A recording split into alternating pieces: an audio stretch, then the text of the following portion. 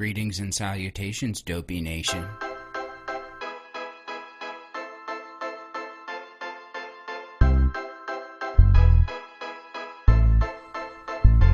I wanna take a walk around the world. I wonder would it do me any good? Until I get some money in my pocket, then I guess I'll just have to walk around my neighborhood. But I wanna be good so bad. I wanna be so good, so bad, so bad. I wanna be good so bad. But bad desire is all I ever had. And I wanna take a ride up in the sky and watch this aeroplane just pass me by. And I wanna see a Learjet liner take a dive just to show all of these people what it means to be alive. And I wanna be good so bad. I wanna be so good, so bad, so bad. I wanna be good so bad. But bad desire is all I ever had. And my shadow's getting smaller and smaller. And it's high noon where I stand. All right, I guess this is where I start. I'm Brian, aka HotWheels.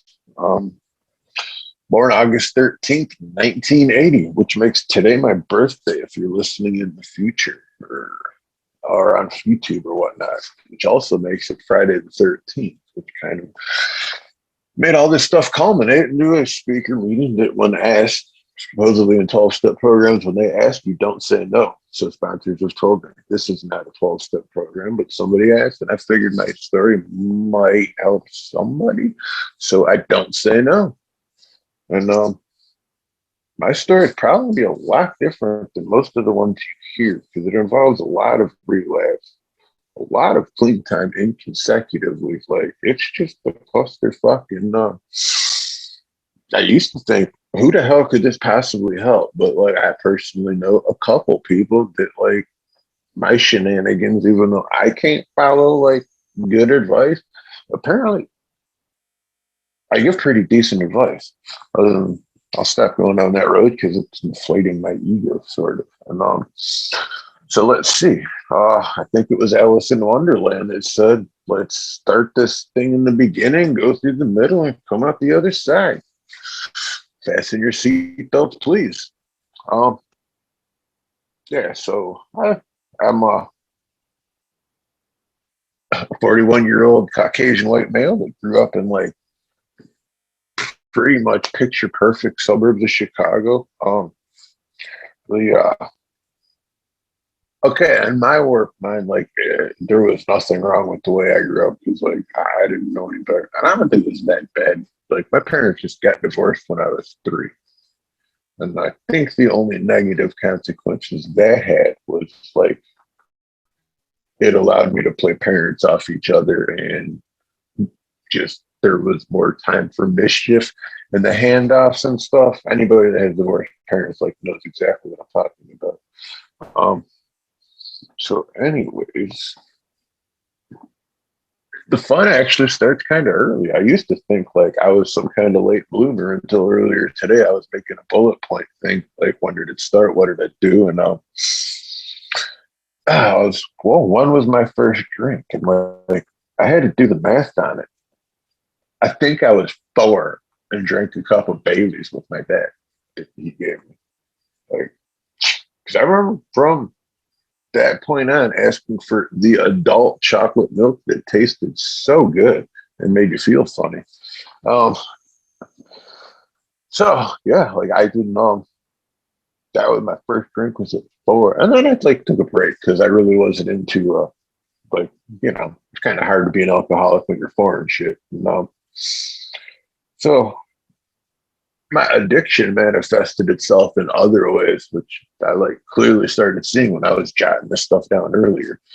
My first addictions weren't even like fun addictions. Like I said, my parents were divorced, so a lot of times my grandma wound up watching me on a Wednesday, and she knew I like candy, so she'd bring over like a bag of candy, which like I don't know if it was supposed to last the whole week or whatnot, but I ate that shit in like an hour and played Nintendo like a cracked out little freaking 10-year-old does. So like addiction to sugar, like from the get. Like, as soon as like freaking I tasted a fruit roll up, like breakfast just started going in the garbage. It was like for the sweets and shit. Like I'd be in the basement. We'd had two refrigerators. I'd be in the basement cracking like warm generic sodas, just chugging them, like because it was sugar. Nah, like I didn't realize like how deep this addiction went until like seriously today. And like fast forward a little farther than that, like substances didn't really enter my life till like way late. But there's a lot of crazy behaviors that fucking were like, here, I just explained. Like, okay, once I was old enough to start going out and like sugar was enough of a fix, like I got addicted to shoplifting and stealing. Like at first it was like that hat I wanted. Okay, well now I had the hat I wanted. Then I get that other hat I wanted. And much like drugs, this shit just escalated and escalated and escalated. Like I live in the Midwest, it gets cold here. So I'd start stealing like I don't mean to keep going back to my age, but like people used to get shot over starter jackets when I was younger. It was not a Walmart like brand like it is today. Like if you had a bull starter pullover on, you might catch a bullet in the head so somebody else could take it.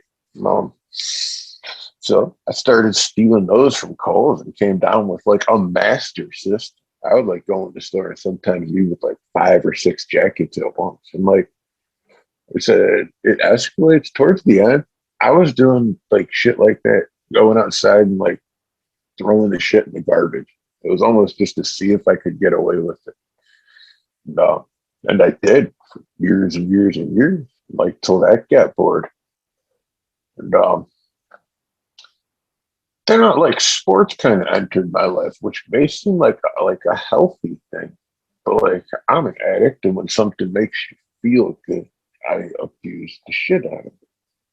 But like sports are also good. So it disguised these negative behaviors of mine, like basketball. So like I might look like I'm doing the healthy thing and going to practice everything, but like it is not healthy to like do some of the things I was doing, like which I'll get to later, full blown addict stuff.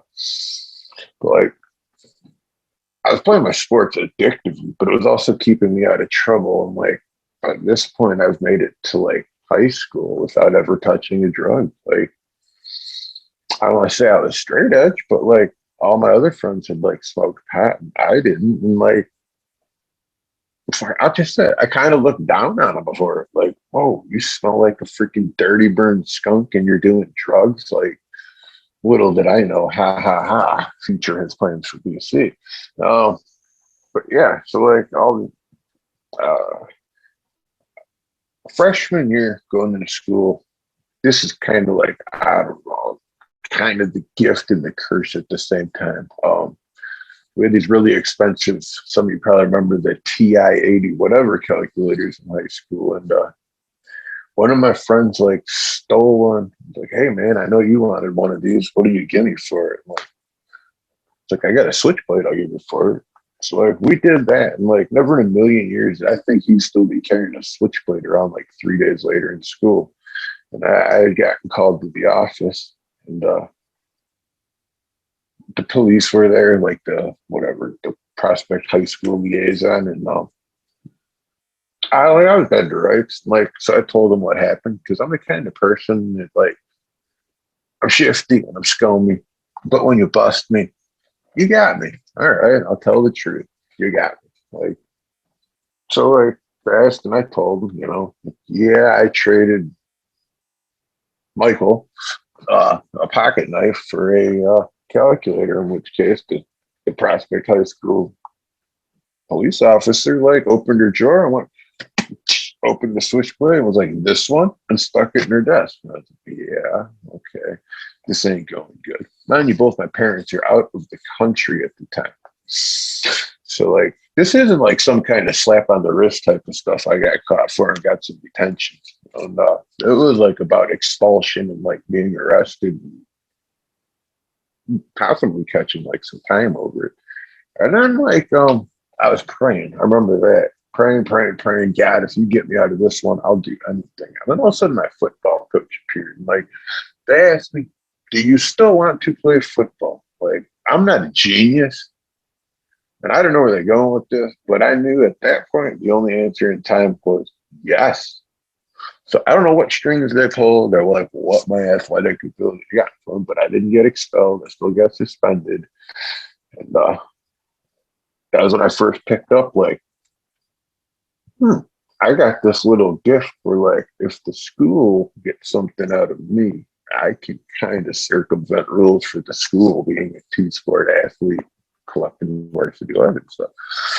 So I did that and really took advantage of it. But like basically making that deal freaking got me not kicked out of public school, got me not arrested. I don't know like what back alley hounds were greased to keep me like not going to juvie hall over this and everything, but I didn't. And then I had to see for the next year and a half I had to see a youth services counselor. And I remember a few of the questions she answered, like asked me that like really made my skin just crawl because I was a freshman. So like she asked me, I remember specifically the question was like, so what do you like to do with your free time? And like our football, we didn't have free time. So I just kind of laughed. I was like, what's free time? Like football owns my life. And like because of the deal I made to not get arrested or expelled, like, I have to be there and do that. And so I tried to stay in my lane and follow the rules. Like I said, she asked me a couple questions that like really kind of wore on my soul. It's like the question was like, why don't you have a girlfriend? It's like part of it was I don't have time because of these friggin' sports. And another question she asked was like, you're a good person, like what are some good qualities you have? And I remember specifically like answering, I don't do drugs. And like I kind of clung to that for the next 2 years. I did not touch drugs. And I don't remember how life was. I remember not feeling like myself, like how most people mention when they find their drug of choice. It was like, it took me a while to find it, but I knew from like, I don't know. I used to stare in the mirror when I was younger and like have these conversations with myself, staring directly into my pupils. Like, you're going to die someday and it's going to be sooner than you think. I like just having these conversations with myself that probably sound crazy, but like, I don't know, reality kind of like hit me when I was very young because then I realized my parents were quite a bit older than everybody else's. And I constantly got this thought in my head of like, holy shit, my parents are going to die like 20 years before everybody else's because they're 20 years older than everybody else's. And like, as fast as I was talking, that was the conversation in my head. I'm continually getting faster. And why did I get into my parents like that?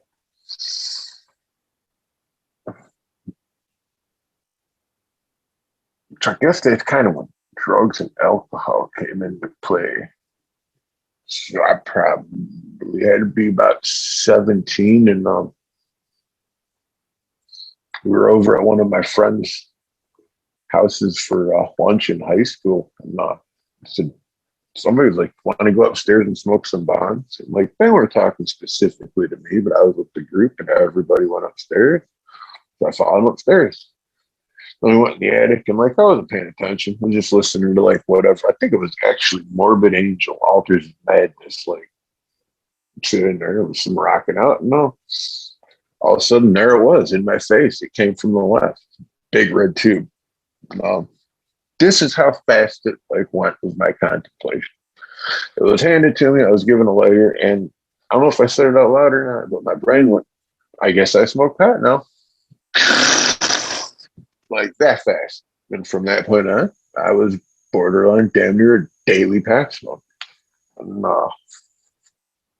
that eventually started leading to alcohol because we realized at that friend's house we could like, because parents would buy us the booze because they liked us drinking there rather than like somewhere else. And I don't know how I feel about that. It's neither here nor there. So all of a sudden that kind of started like detracting from like other stuff I like to do, like my wrestling. I basically bailed on jiu-jitsu for like 4 years. It was something I loved, and I just stopped doing it because I liked smoking pot. Like pot took priority. Uh, it's kind of hard to talk about this. It's really easy to say when you're practicing and you're the only person hearing it. So I don't know. It's hard for me to talk about myself without like trying. I don't know how it comes off to other people. I have the impression that a lot of people like this guy's fucking full of himself and needs to shut the fuck up. I don't know if that's reality or not. That's what my sick brain tells me. And so like you can clearly see during like my I don't know, I keep going back to wrestling. Oh, this I'll rewind a little bit. I keep talking about wrestling, but I said basketball. In life, I can hands down say that my first love of anything was basketball. Like I'd go shovel the court in the wintertime just so I could like practice driving the lane. And it gets cold in Chicago. And like there was like when I got older, I mentioned earlier, sometimes it could be unhealthy. Like sometimes when I was like 21, I would run full court basketball for 9, 10 hours straight. Like, sure, that's exercise, but that is also like really unhealthy addict behavior. Like, and it fed my ego. What seemed to be doing it in a healthy way through sports rather than like doing a big shot of drugs. Like, yeah. So like, yeah.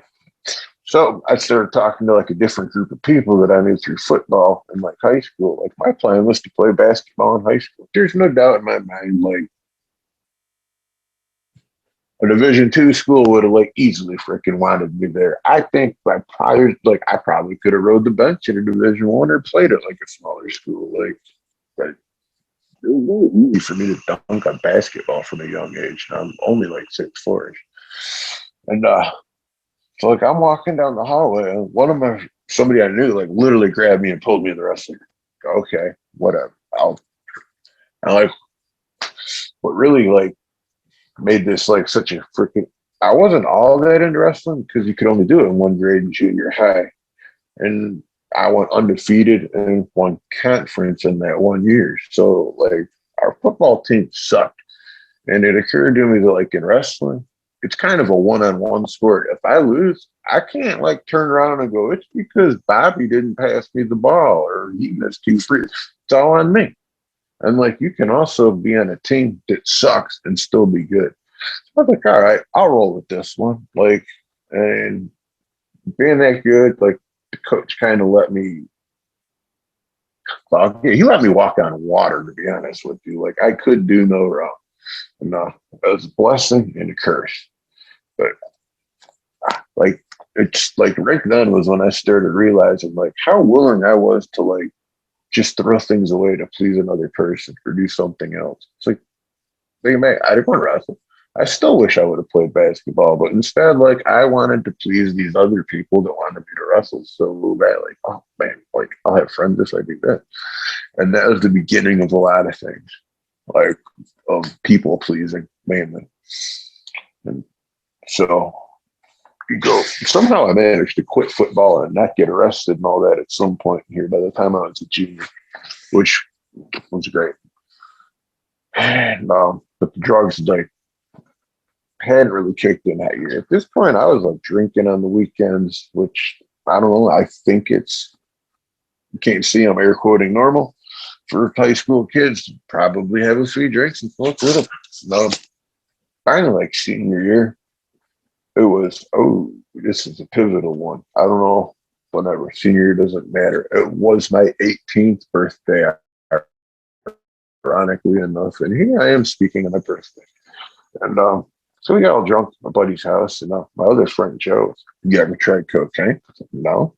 So do you want to? Yes. So he like pulled out the first line of cocaine I'd ever seen, and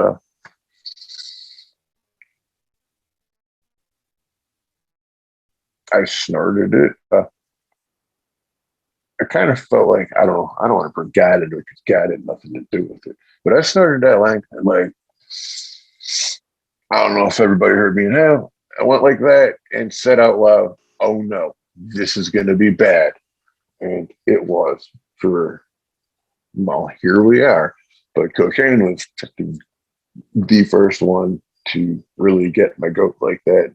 Kind of owned my life, which is really fucked up because I didn't mention this in 1995 in eighth grade. My brother, my oldest brother, died from something that had to do with cocaine and biker gangs. And since this will be on the internet, I really can't say any more about it. Um, so we'll just leave it at that. But cocaine, the long and short, like took my brother away, and I knew that. And like it was one of the last thoughts before that funny little powder went up my nose. Even though like killed my brother, and it, I had that reaction of, oh no, this is going to be bad because I'd never felt so good before in my life. And I rode that train into I won't say the ground. Like this is why I kind of like started thinking like maybe that they had lied to me about everything. Because like, once I noticed coke was starting to be a problem, stopped hanging around with cocaine people, and all of a sudden I was doing less coke, and then stopped doing coke, which was great. And from what I'd read and been taught, that was a highly addictive drug. I was taught that by the DARE program, which really didn't teach me anything but how to get high and which drugs would like cause the feeling I wanted. So anyway, fast forward ahead there a little bit and quit doing coke and everything. Well, I'm still drinking and thinking that like that's not really a problem. I'm Irish. Everybody in my family drinks friggin' like I'm not pulling in. Hey, it's in the genes. I'm Irish. I have to be a drunk, but I don't know. We do tend to drink for everything: funerals, weddings, like. Mm. So I graduated high school, and that was when me and some of my friends started getting into shooting heroin. No, I'd say I did it for maybe 2 months before I was like realized, oh no, this is going to be worse than that coke thing, and they may not have lied to me about this one because I remember waking up and like not feeling normal and throwing up out my butt into the toilet, like, oh, what's this all about? Like, ooh, this must be that dope sick I've heard about, like, and I knew what it was like as soon as I started feeling it, like, oh, this is like in the movies. I'm getting that sickness. And so I realized that and cut that shit out instantly because I did not want to keep going that way. Like, and at this attempt, I did. And I'll take a sip here. So I'd like successfully quit doing anything that like I had tried to quit in this point in my life with a fairly small amounts of pain and misery and suffering. All my other using like really hadn't caused too much issues yet. And like I said, I played sports in high school and stuff, and it ate up all of my time. So there really wasn't like a lot of time for chasing girls. And I was at a party in the woods or something. And guys, this is some advice. If you ever wake up with some chick's phone number in your pocket and you spent the whole night throwing up on the ground, passed out, and when you woke up and found her, don't fucking call it. Like, there's nothing positive that's going to happen out of that situation. But like an idiot, I called her back. You know, long story short, we like wound up hooking up, and I don't know, we dated for like 2 years. But long story short was like I was snorting coke, not coke, dope. Her head been like somehow it came up in the conversation. Like, so you know, what do you do? And that whole getting to know each other like phase of dating when you're younger. And I told her everything, and like towards the end, I was like, "Oh yeah," and I just quit doing heroin. She's like, "Oh, you're heroin? Do you want some?" And like in my head, I like literally thought, "Look, bitch, did you just not hear me?" But she's also really pretty, and I hadn't had a girlfriend like 6 years. Well, I did the weighing of the options here, and come on, I was like a 22-year-old dude. We don't need freaking figure out which option I pick. So I didn't even like really find all of that much I don't know the word be gusto or what amazement like overshooting it versus starting it. Like it didn't really do anything for me that first time. And this is probably like the first time like the sinister opiate addiction reared its head that I noticed. Like so the next night we were over at somebody else's house and like went to the city, got some more freaking $10 bags of heroin, and I snorted one of them. I was thinking, damn, that burned. Like I wish I could do it the way that. Ooh, there's somebody out there in the dopey nation that might know who I'm talking about. Like, so I'm gonna keep her name out of it. Ah, lost my train of thought there. Oh, so I remember thinking, like, doing what she did last night didn't look that hard. Like, I've seen them do it in movies, and we'll say it took place on a weekend. So, like, if she shot me up Friday, I was at my friend Glenn's on Saturday, and thought out loud, like, that didn't look that hard. I bet I can do that. Hey, Glenn, you got a spoon? And I went in the bathroom and successfully shot her. Like, wow, that wasn't that hard. And we were off and running from that point on. Like, I'm not. I said we. I was off and running. I don't know how her addiction took her, but well, it took me down with her. And I can't blame her because like there's been several ways I try to paint this story, and there's no way I can tell you the story where if I didn't want it to end the way it did a 95-pound girl held me down and shot up a 230-pound me. Like, if I didn't want it to happen, it wasn't going to happen. Like, dude, give me my arm back. That'd be the end of it. Like, I've never touched her in my life, but if she was persistent about it, if I would have backhanded her, she would have flown across the room and landed next week. Like, that's the size difference. So, like, I clearly, like, wanted it to happen and let it happen. Like, I'm gonna quote Limp Bizkit here. A lot of the things I was doing at the time was I was doing it all for the nookie, unquote. And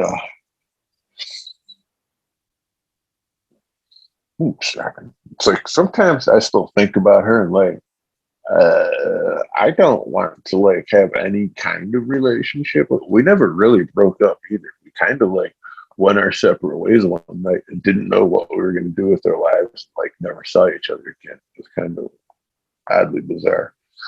And to this day, like sometimes I still think about it, like not because I still love her, but like I wonder if she's breathing. Other than that, I don't give a fuck. I just kind of wonder if she's still alive or if she got straight or whatnot.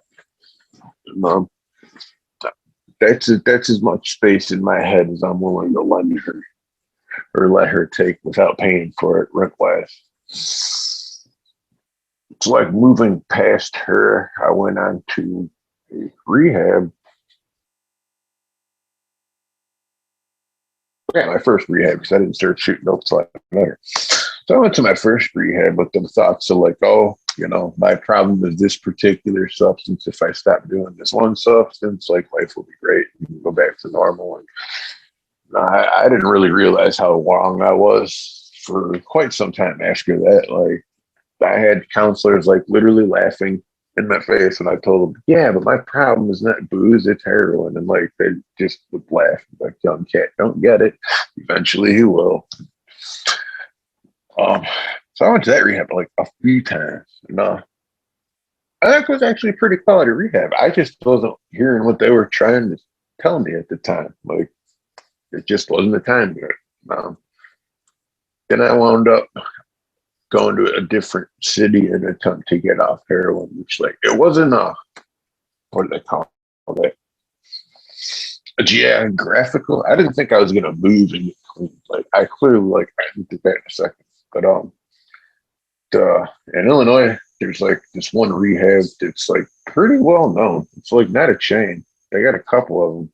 No, they're also known for being like pretty not efficient. Yeah, I guess efficient could be also be the right word. I know it's like a quality rehab, and to this day, I still like remember back and in my entire life, some of the most fun I've ever had was in that rehab, sober in the back room on a Friday night playing spades with three dudes I just met in rehab. Like we were laughing our asses off. I remember thinking, like, damn, I don't know if I've ever laughed like this in my life, let alone like clean. This to this day, sometimes when I'm like struggling, I think like, man, if I got to that point once, like I can be happy, like clean again. And sometimes that's just that extra log that keeps me going for that one day. And to say that like the story up to this far has been like littered with relapses would be an understatement. Like that's why I kind of haven't brought them up. It's not that I'm avoiding them. It's just that what I'm trying to say all culminates a little bit here when we get to the end. And, well, actually, not the end, which is what makes this such a wonderful, beautiful thing. So I went to this different city, and at the time, like heroin was pretty raging, and there was long waiting lists to get into rehab. So I think they told me like it was a month and a half or 2 months wait before I could get in, and somehow the rehab that I was in worked like this back deal that I could, since I had detoxed, I could go to a halfway house since I was detoxed and wait there till I could get into the rehab. And like my brain wasn't working right yet. So like I agreed to all this until I was living in a halfway house completely clean. And people are like wanting me to go check into rehab, which made no sense to me. Like I'm not using, I don't need to go to rehab. In fact, I found a nice gym, picked up on my training again. And at this point I started like, I'd already been like living out there for a year and a half. Fell back into jiu-jitsu and wrestling and boxing. My love like in this thing called MMA was starting to gain traction and shit. Like luckily this was the early 2000s, so no, you cannot find me on YouTube getting fucked up. All right. Like there's no fights with me that exist on YouTube because any promotion I've lost well, usually was doing it in a closed circuit television capacity so they could sell the tapes later and still have people bet on it. I was not fighting for the most upright freaking promotions you could imagine. Like some of them probably didn't even exist the night after I fought. But yeah, living in this halfway house got me back exercising, doing shit that I like. Well, like it made no sense to check into rehab like 6 months clean while I'm making money doing something that I enjoy. Like life seemed to have been like working great, but my family was not letting me come back to Chicago, so I went to rehab. And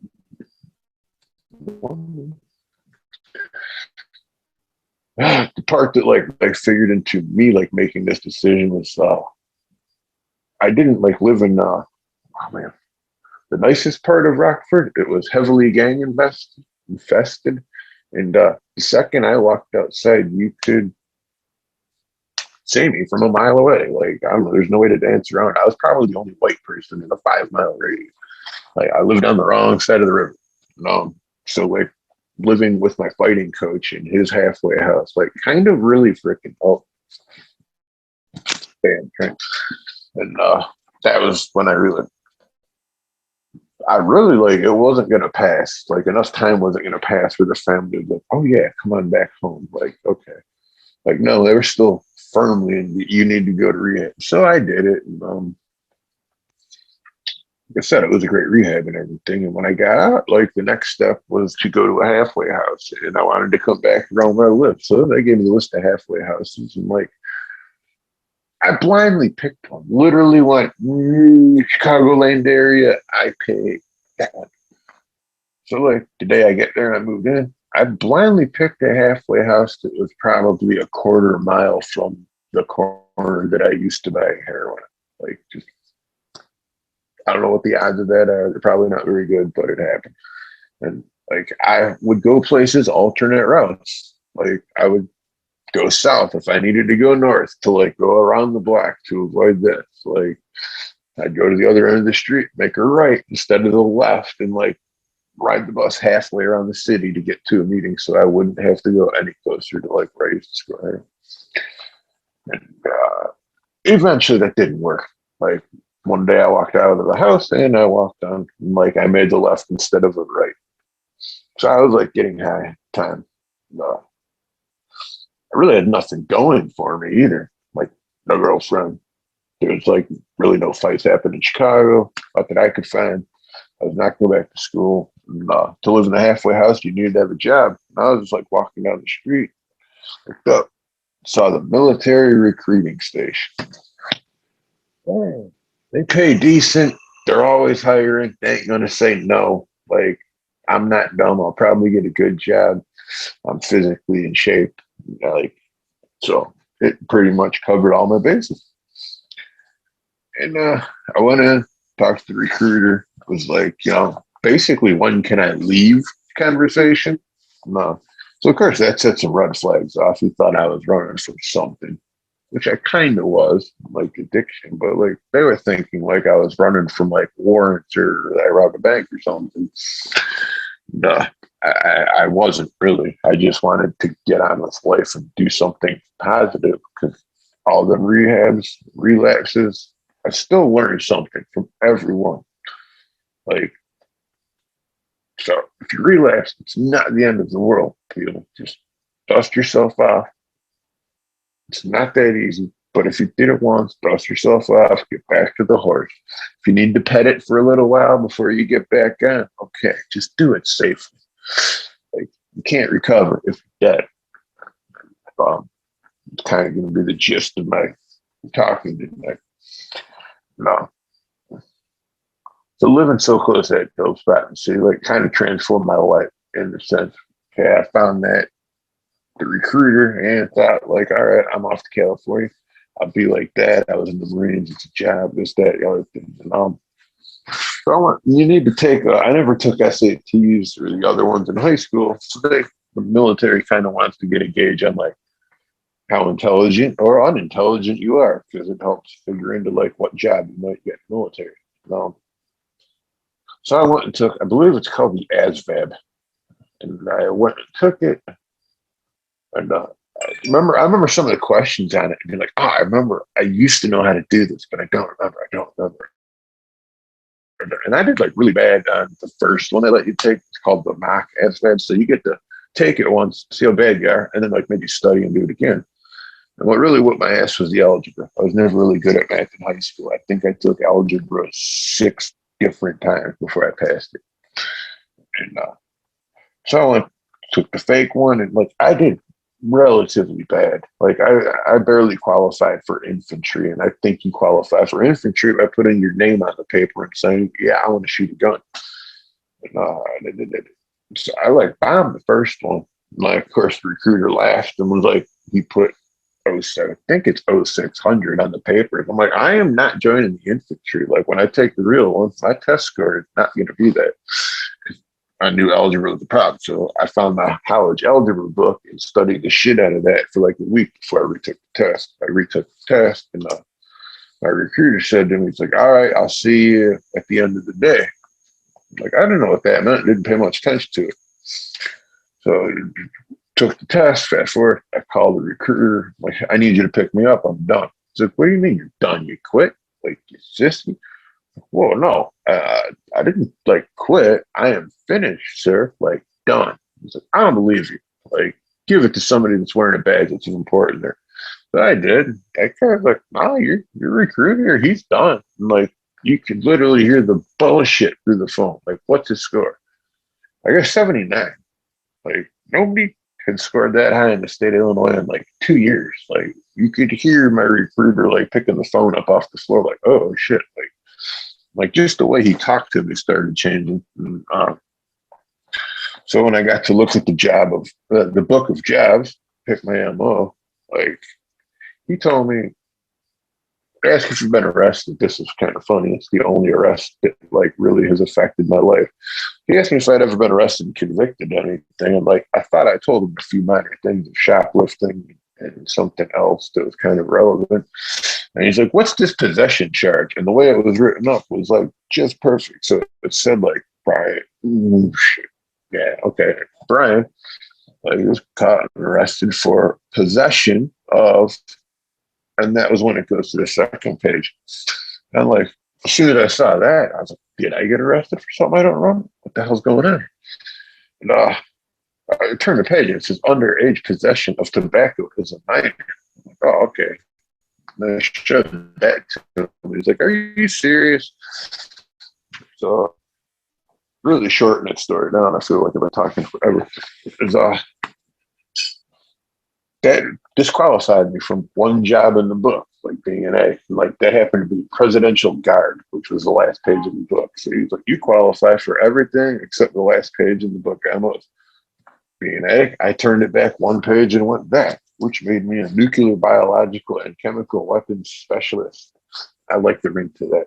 So anyway, the day before, like you get sent out and everywhere, they do like a series of testing, and then the next day it's more testing. So I took the test one day, nothing in my system because I've been clean for like a year now. The next day, they put me up in a hotel that night. The next day, before you get put on the plane, I failed that one. Maybe it wasn't the next day. It was like a day or two later. I remember that before I was in the hotel. And I failed. I didn't smoke any crack. My drug of choice was heroin. I failed this test because I was riding around in a car with dudes that were smoking crack and had inhaled enough secondhand to like basically ruin my life. Because this is really when shit came off the hinges. Like, ooh, I might cry here.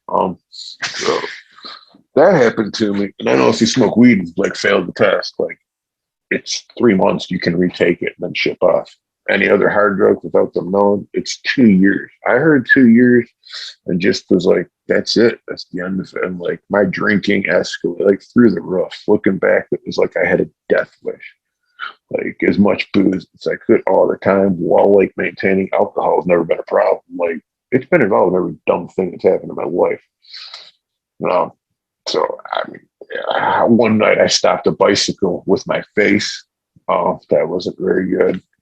This things just started adding up, and like I clearly could see it. I was like, this is booze and drugs like affecting my life in a negative way. I did nothing. Here I'm gonna speed it up a little. So I didn't talk to a lot of my using friends from the first time around because there's like two different periods of using in my life. Like all of a sudden they started making reappearances, and I mentioned the one guy earlier this week because he recently passed, and it's like giving me mixed emotions. Not how to admit it. So, well, I'll just get to it right now. This dude Mike, I just started hanging around with again. Like called me at like 11:30 on New Year's Eve. Like, dude, I got an 8-ball. You want to shoot some coke? Yes, that's the only answer to that question at the time of my life. Yes, what you got? So we basically wound up doing that all day long. And, I don't know, any of you that like know me, you've asked questions, like know that was like the day everything changed, and not for good. Still haven't figured out which way, but we will. And so we did the coke all day, and I knew somebody that was having a party that night. Like we were fucking cracked out of our minds and like needed to change it. So we went over to the other party and like drank the cocaine away pretty much. And then I got too drunk and I needed some more coke. So like the only person at this party was my buddy that I robbed his house for his drugs when he was out of town when I was dope sick. And he would not, 2 years had gone by. We'd already talked about it several times, but he wouldn't sell me a 50 for $48 on New Year's Eve. And there was this pond out back I'd swim across a bunch of times for money. I'm like, fuck it. I'll get naked, swim across the pond again. Fucking need $2. Like, shit, that'll give me a 50. So, did a couple shots. Mind you, it was like really unseasonably warm this New Year's Eve. It was probably close to 60 for like New Year's Eve and the day before it. So I was like out there kind of sizing up where I wanted to jump into the pond. And I found a spot. Like I was thinking, it's been so warm, I'll punch right through this shit. It ain't gonna be an issue. And it might not have been, but at the last second, I'm a showman and I like attention. I'm an attention whore. So instead of just running, like jumping into the pond, I had to like run, and the pond was banked. So like ground, and then it went down, and then lake. So when I ran and jumped, like it was like being at elevation the way the ground went down. And I kind of like eyeballed it. I know where my hips and feet are. I probably would have been pretty good at gymnastics. So I got a running start, and did a little cartwheel, handspring, and did a front and a half gainer, which would be like a full, complete flip and a half into a dive and the frozen pond, and broke my neck. And then went through it. Lots of people say you see a white light when you're dying. Like maybe it wasn't my time to die. Maybe you don't see a white light. I don't know. It was not white for me. It was total black. And there is this moment where I'm going, well, this is when you meet your maker, dude. And I consciously inhaled the lungs full of water. Like, let's get this show on the road type of deal. Like, I ain't into suffering, so let's go. And all of a sudden, I'm outside of the water. Like one of my friends, Matt, he managed to find me. I knew that if like I hit the water where I thought I did, I went through it. Like if I could somehow swim that direction, somebody would see me.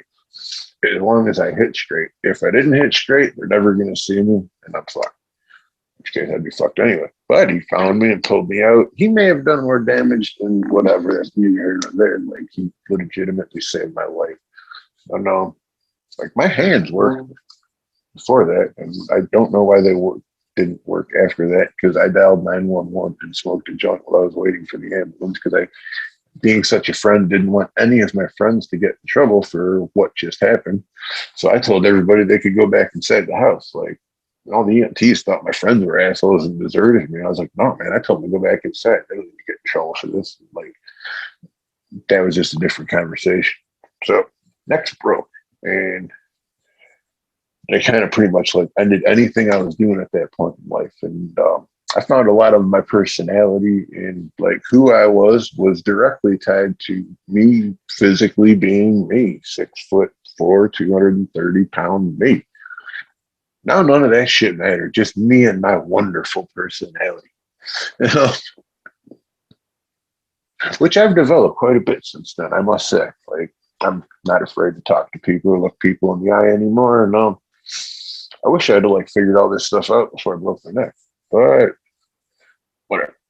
So we get to the getting clean and trying part of the story. Like I broke my neck in like '04, and anybody into opiates know the opiate crisis started like kicking its head in '08 and went through like 14. So like getting painkillers for like the first 10 years of my injury was like nothing I was supposed to be on. They just kept handing them to me. They stopped working. Here, take some more.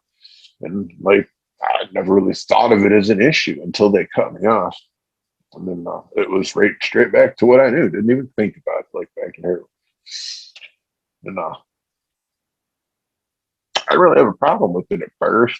Like, use a couple of days or only when I was hurting. And like, I was like using nominal amounts. And like, I was cool with that. And I just couldn't figure out like why it was okay for me to be on prescription painkillers yesterday and not today. Like, I wasn't abusing them.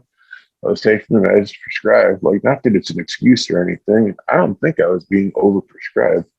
And I'm also not playing the victim role here either, in the least. Like, anybody that says, like, oh, I didn't know the Oxycontin was addicting, well, you're dumb. All right, it's an opiate. Everybody knows opiates are addictive if you take them long enough. If you didn't, I'm sorry for calling you dumb. It really is. But it goes with the territory. And so I'm, back on the H train. All of a sudden it was easier to get. I didn't have to go to the city. It was here in the suburbs. You paid a little more, but for whatever. Like now it's fentanyl and stuff. And like I'm not actively looking to die suicidal, but sometimes I'm like, yeah, if a bus hit me and killed me, yeah, wouldn't be the worst thing that would happen. But like I don't want to die from a fentanyl overdose. I've like relapsed probably hundreds of times. And luckily, like nothing super bad has ever happened OD wise. And, which I am eternally grateful for. I'm also on medication assisted therapy. I take Suboxone. If you don't like it, tough fucking shit.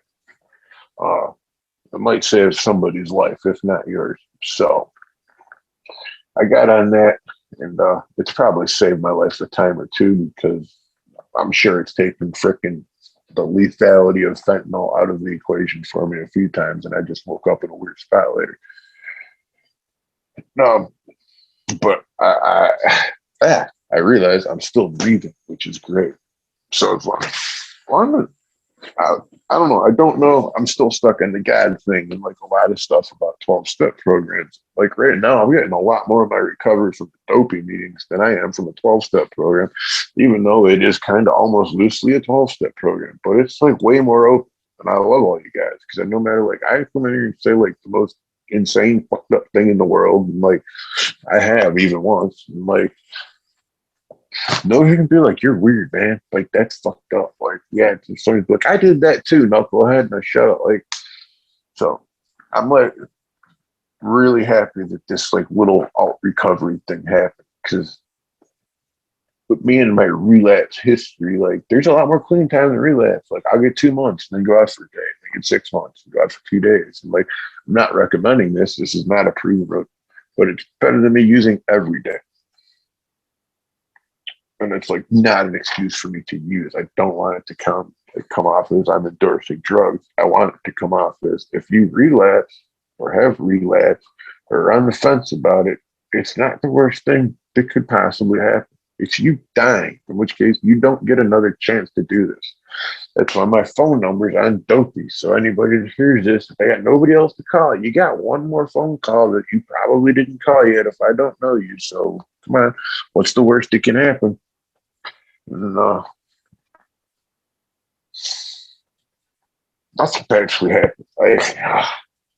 I keep getting up every day, and sometimes I just want to, like today, it's been tough. I wanted to get up and just fucking use for some reason, like more so than usual. And like the only thing that kept me from using was like I knew I had to do this tonight. I'm like I didn't have to, but I put high expectations on myself for everything. Like I wanted it to be perfect.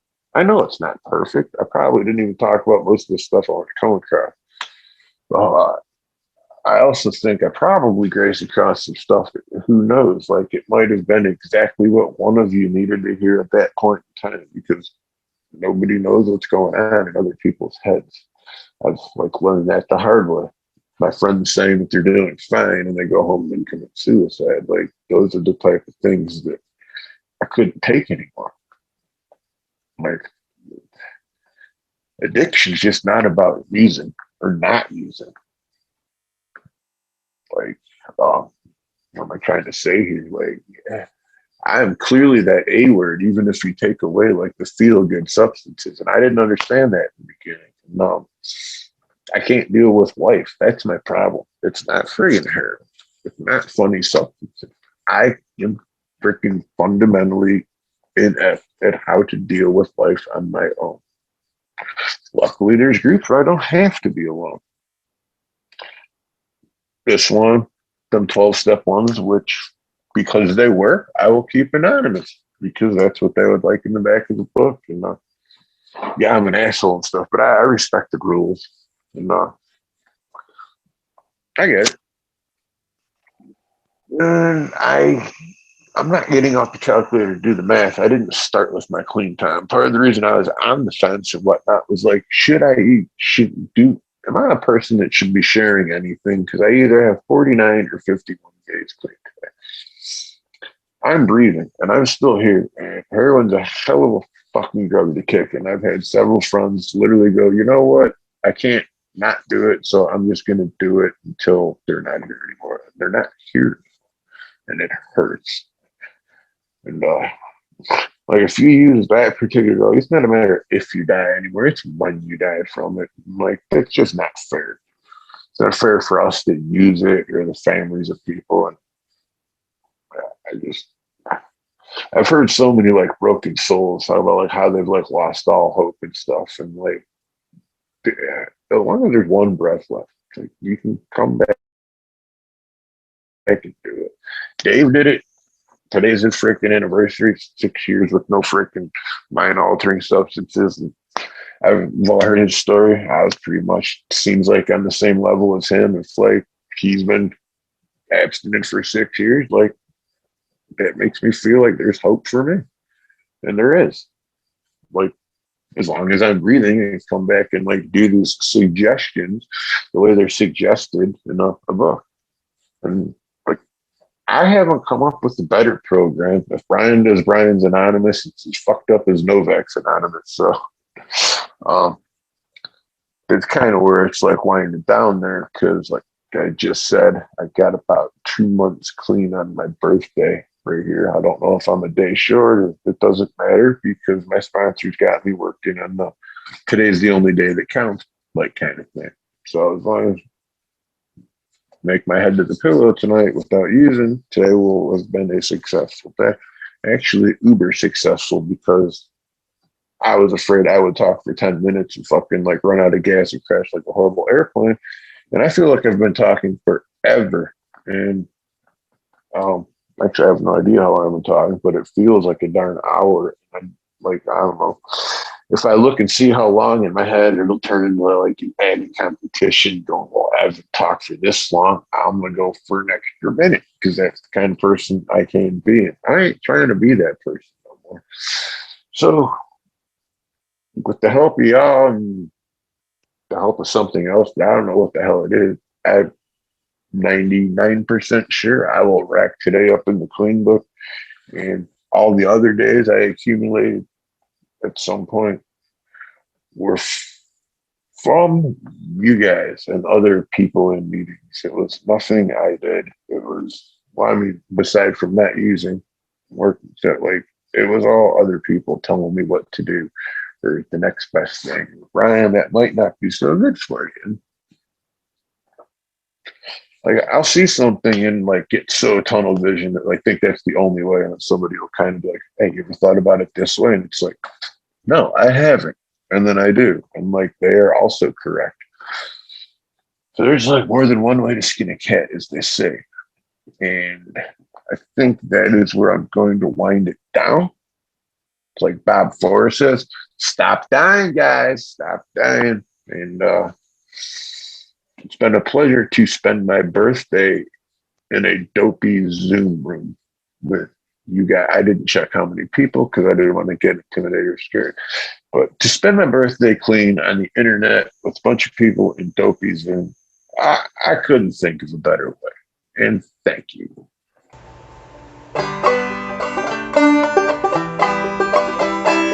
Wanna take a walk around the world. Wonder would it do me any good? Till I get some money in my pockets, and I guess I'll just have to walk around my neighborhood. I wanna be good so bad. Wanna be so good, so bad, so bad. I wanna be good so bad. Bad desire's all I ever had. Wanna take a ride up in the sky, watch as airplanes just passing by. And I wanna see a Lear jetliner take a dive, just to show all of these people what it means to be alive.